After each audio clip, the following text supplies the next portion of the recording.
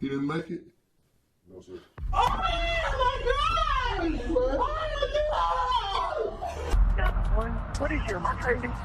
We are at a party at Timecodes and someone was shooting and someone got shot. What started as a warehouse concert, music, lights, and celebration erupted into something no one could have imagined. Within minutes, the party became a bloodbath, and the scene, pure chaos. Somebody up there that's bleeding. He's bleeding out. He got shot. He's bleeding. Shots started going off probably like 10, 15 seconds after the fight started. We got 2 victims, one shot in the leg, the other one, I don't know where he's head. He's unresponsive at this time.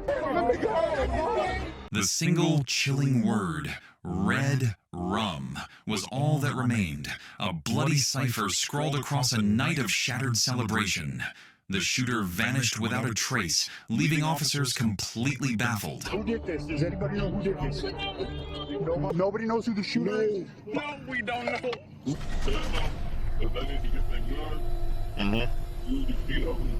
She took the gun out of the trunk and handed it to him. I know you don't listen to me. Lacking any leads, the agonizing homicide investigation, which horrified the entire community and the officers themselves. What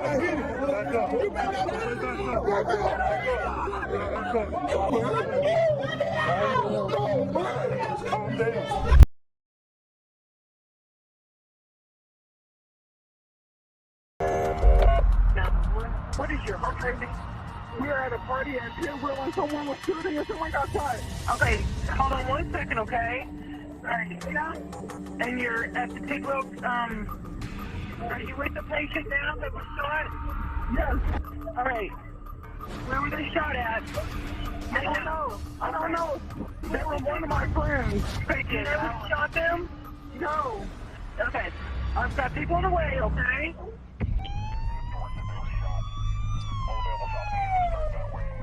Upon receiving a report of an active shooter, officers were immediately sent to the scene to manage the situation. Actor, RP advised that shooting is still occurring. Shooting is still occurring.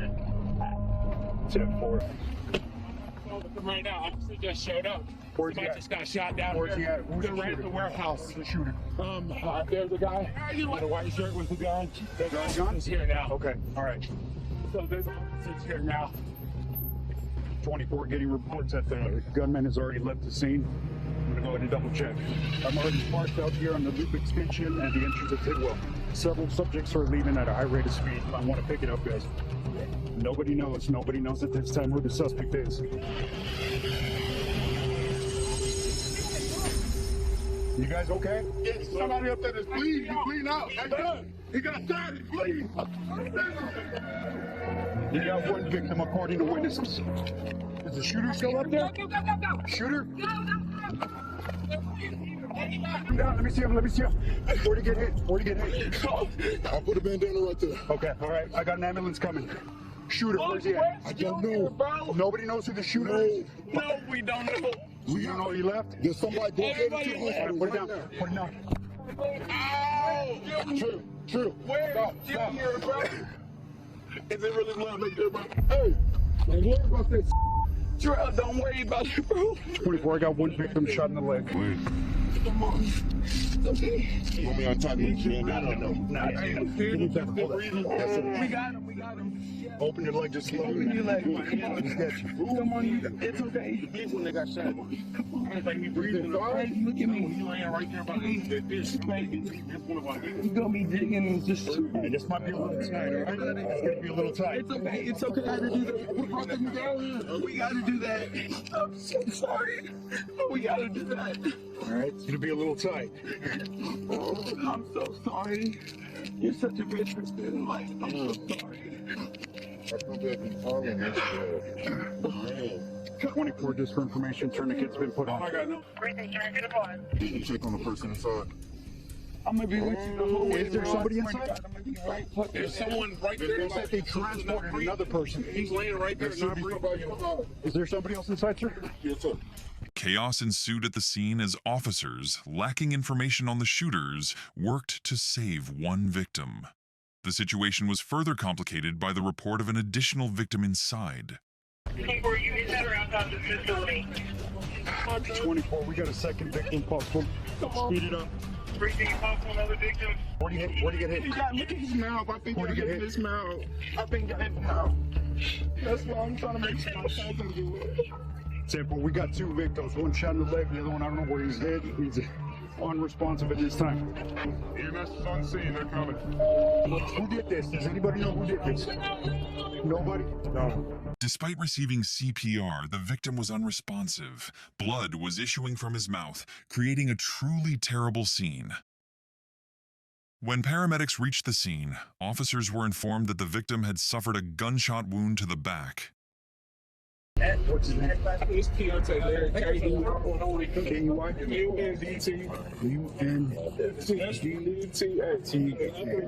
The victim, named Keyundta Barrett, was transported to the hospital. Well, we need to make sure we get our scene integrity going up, so we move everybody out here for just for a moment. All right? Officers first tended to the victims and then secured the scene to confirm its safety and check for any sign of the killer. Where were they shot in the leg or the back? Or you remember where they One was shot in the leg. One is headed to the hospital right now, and one shot in the side. I don't know. You didn't see anything happen? No, sir. Detective Teresa Smith arrived at the scene. It was reported that 3 victims in total had been shot and transported to the hospital. Our first victim was the first one got transported by POV. Okay. That wooden fence, that's where the second victim was. EMS trench where he was laying. You do have one side, correct? Yes. You're gonna walk in, there's a stage right in the middle. On the left-hand side is where the casings are. So let's go check that out. Upon entering the warehouse, the scene was one of extreme chaos. However, several things were immediately apparent. Numerous casings were visible, clothing items were scattered everywhere, chairs were overturned, and blood spatter was evident on various objects and the floor. The crime scene investigation revealed bullet holes in the ceiling, suggesting shots were fired.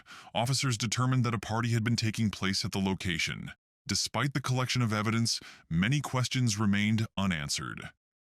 And as soon as it happened, everyone got down and going to the stage. Shots started going off probably like 10, 15 seconds after the fight started. Oh, on the DJ. Okay. I was on stage. I was DJing, and I started seeing the scuffle. So naturally, I turned to music up, and I turned off the music.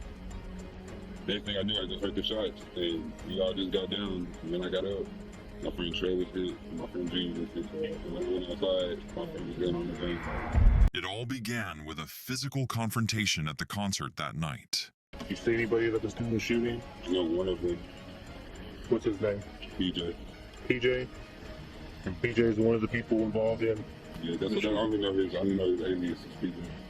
The nickname is PJ, or is that short for something? It might be short for something. It might be.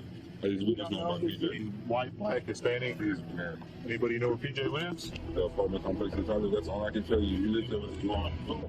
Okay, so PJ lives with his mom. The officers immediately located PJ's address and proceeded to his residence to bring him in for questioning. PJ, is that okay? Okay. Detective Smith, how are you? Huh? Right, yeah, I was gonna say, we've been out this all day.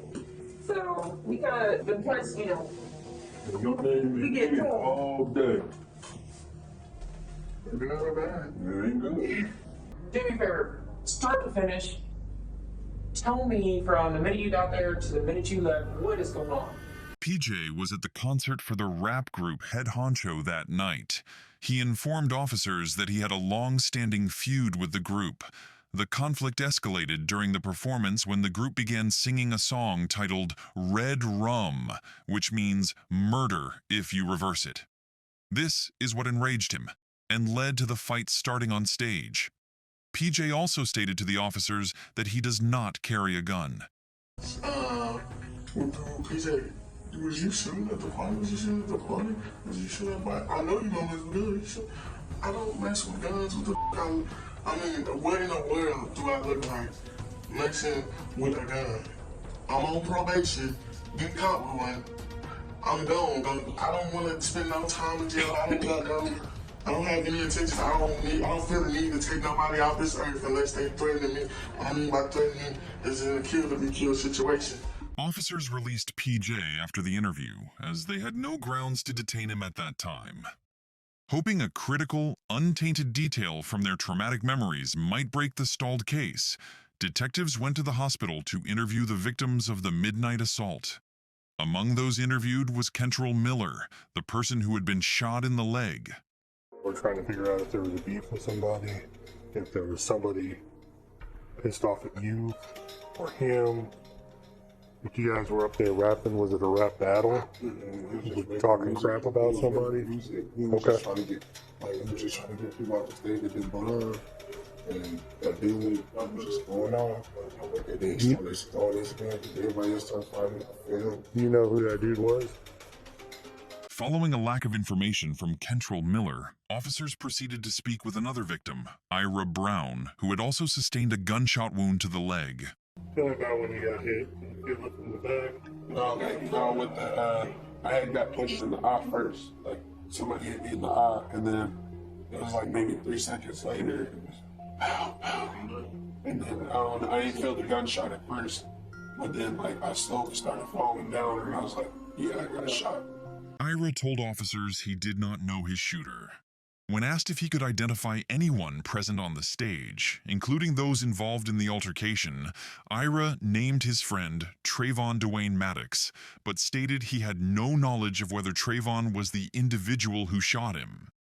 There were a lot of people gathered inside the hospital looking for information about the shootout, and on one side were sitting Keyunta's parents, and officers went there to talk to them. What's your son's name? Keyundta, K-E-Y-U-N-T-A. There. You got a tattoo on his arm? Is it? On the blue rose and Susan. Susan. And some other tattoos. Yeah, on his shoulder. I forgot what that was. His brother. He was too much there. He didn't make it? No, sir. Oh, my God!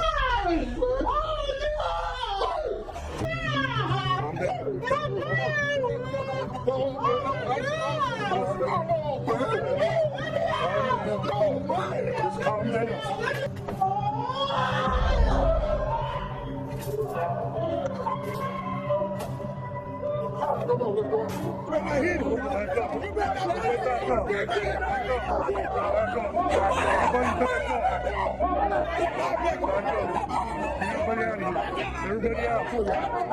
Back up. Everybody out. Back up. Need help.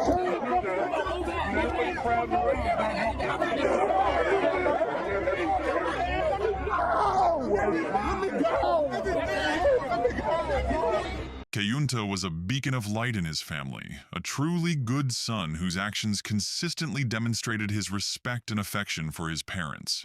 Beyond his filial devotion, he was also a remarkably good brother, fostering a deep and easy camaraderie with his siblings. Indeed, his amicable nature extended far beyond his immediate family. He was a person who got along well with everyone he encountered, known for his genuine warmth, easy laughter, and willingness to lend a hand.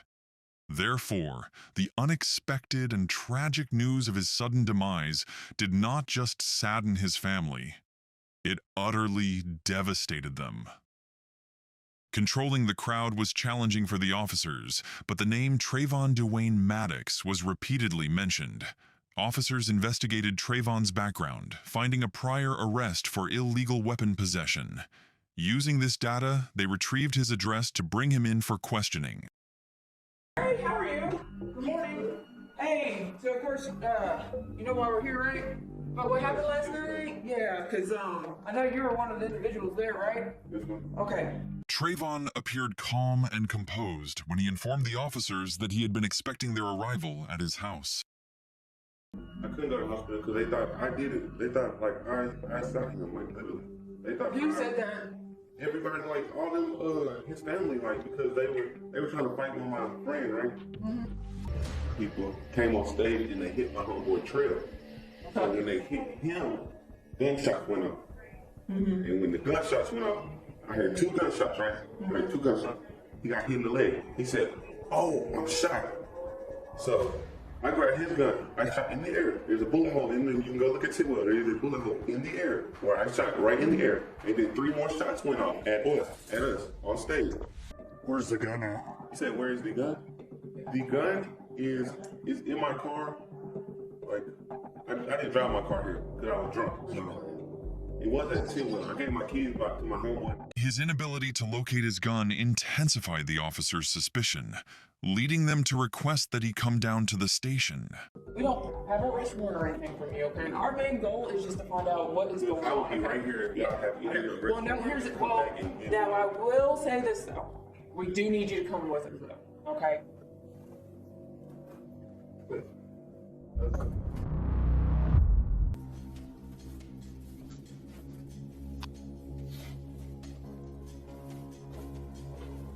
Yeah, it's good. Yeah, that's what. From the beginning and as best as you can, everything you can remember, okay? So we was all on stage and like we're performing and there's a group that don't like us. And one of them got mad when he got up on stage and pushed my homeboy and then he hit him. And when he hit him, I heard a shot, like somebody shot. And my homeboy looked at me, he said, "I got shot." And then I grabbed my homeboy's gun and I shot in the air to make everybody leave. And that's when I heard 3 more shots in the crowd. And then everybody like ran, like after them 3 shots. Then there was this big dude, the G dude, he was outside with a gun. Sit tight for a second. Because Trayvon confessed to firing a gun in an area filled with innocent people, officers chose to arrest him on a felony charge for his reckless behavior. Following Trayvon's identification of G, or Giovari, authorities began monitoring and tracking him. Their suspicion that he might be armed led to his successful apprehension, during which they recovered a gun. This firearm is now considered a potential murder weapon in Keyunta's death. 57 is putting over just by the 12 Oaks Motel. Turn off your engine. Take your keys out of the ignition. Go ahead and throw your keys out. Go ahead and step out. Keep your hands visible. Keep your hands up.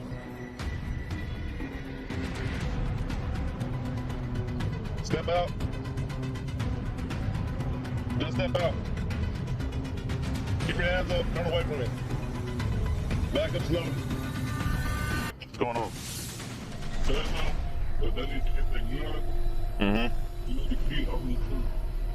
Use the key to open the trunk? It's in the trunk? Yeah. Hey, say you need the key to open up the trunk. That's where the pistol's at.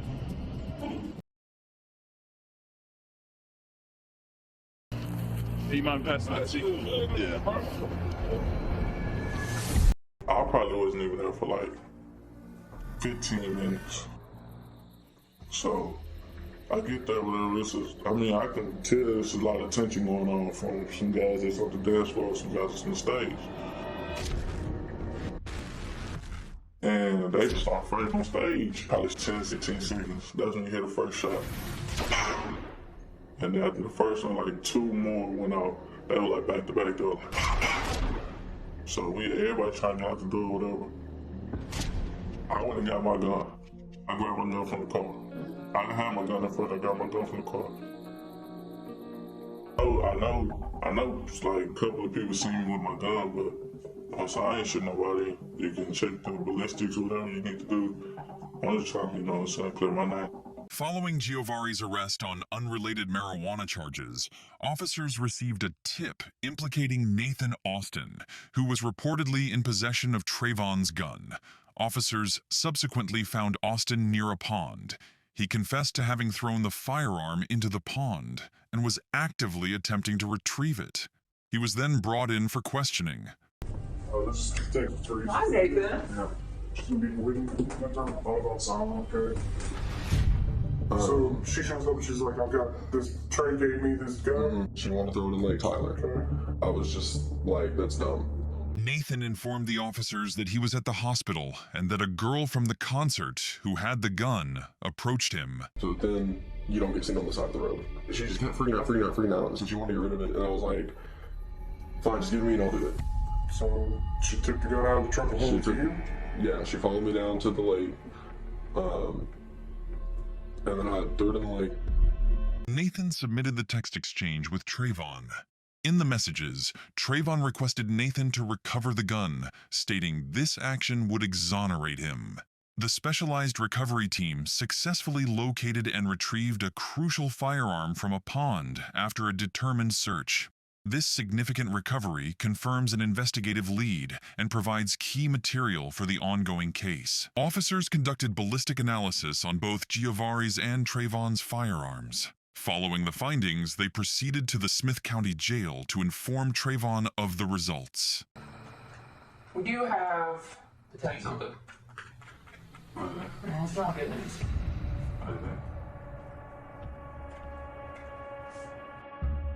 We dragged the palm, got the gun back, and it was where they were wrapped. Okay, there was no magazine. But we do know for a fact from evidence they were shot more than once.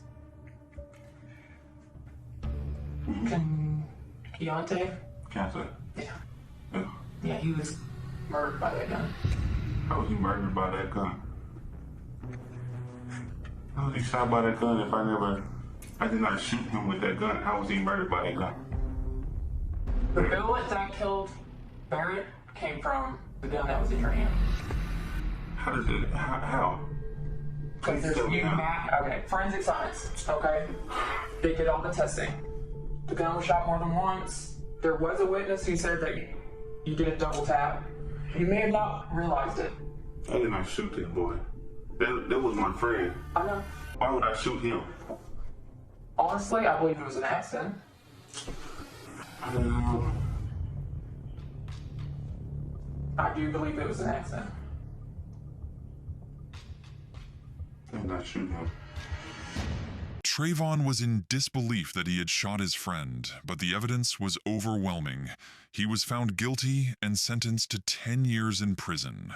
The officers remained uncertain whether there were multiple shooters that night, as there was no evidence to implicate anyone else. The tragedy that tore through the Keyundta family was sudden, brutal, and utterly senseless. Keyundta wasn't just another victim on a case file. He was the heartbeat of his home. The one who showed up, who held everyone together, who carried the weight so others didn't have to. His life wasn't lost to fate or misfortune, but ripped away by an act of cold violence from someone he trusted, someone he called a friend. The betrayal cut deeper than the crime itself. It shattered a family, stunned a community, and turned their private grief into a raw, public cry for justice. In the painful aftermath, as loved ones tried to understand how a light like his could be extinguished so cruelly, law enforcement moved with urgency and focus. Because this was no longer just a case. It was a promise that what happened to Keyundta would not be ignored.